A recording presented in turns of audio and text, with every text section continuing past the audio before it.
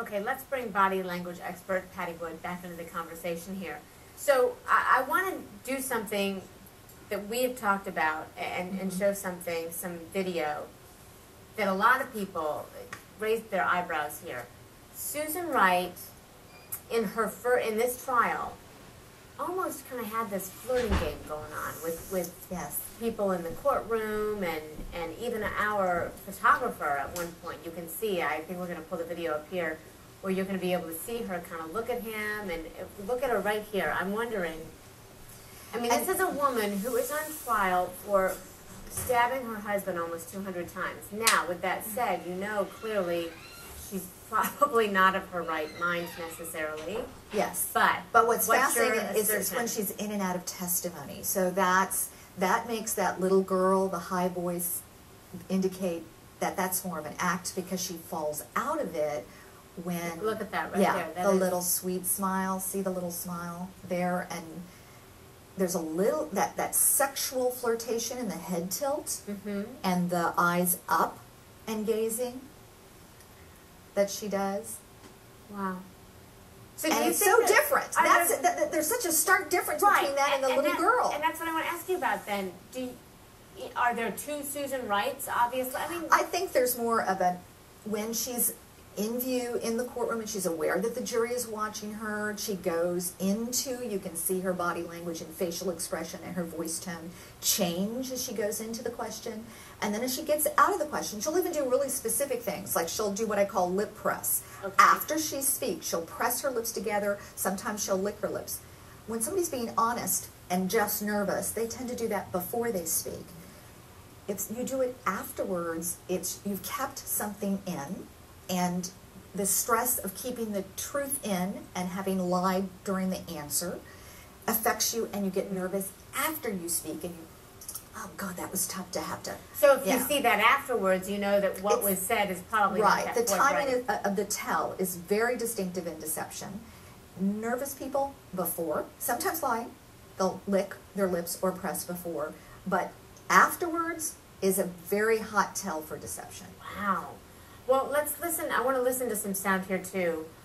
Susan Wright was talking about how Jeff, I guess she told Jeff that she liked the wildflower black-eyed Susans, and that led Jeff to beat her, she says. Look at this. In Texas in the spring, here in Houston, what comes out of the ground? Wildflowers.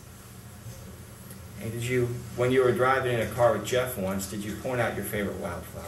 Yes, I did. What is that? It's the black-eyed Susan.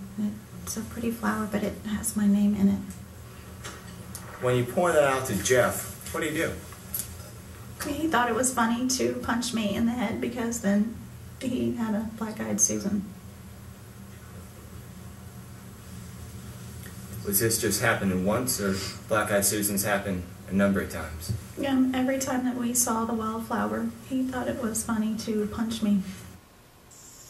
What do you make of that? I don't think she's telling the truth. You think it's just fabricated completely? Yeah, I really do. Because? The way she strikes on certain words, the vocal emphasis is not correct. The timing of the facial expression comes after she says the troubling words. Typically when you're telling the truth, you feel it, you show it visually, and then you say the words, because you're going from your limbic brain to your neocortex to say the words. So you feel it, then you show it. And in her case, she says the little words, and then she scrunches up her face, and then she says the words, and she scrunches up her face. The timing is all off.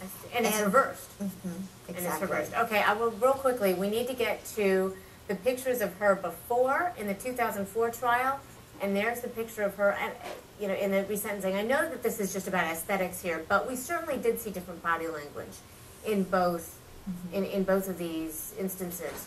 What do you make when you look at that difference? Obviously, she's older. She's been in jail for 6 years. She's going to be a changed woman. Yes. But what is your take? I see a bolder woman now. It is oddly, you know, considering the appearance, but the way she holds her head up, she's showing more of her sass now than we saw in the little girl, which I believe is a little bit of acting in the 2004 case. Do you think that she is more believable the second time around? I wouldn't say necessarily more believable. I think thought out would probably be a better way of phrasing it. Okay, but contrived? Would you go that far? Or are we just seeing more of the real Susan or a different Susan? We're seeing a different Susan. We're not seeing the little girl.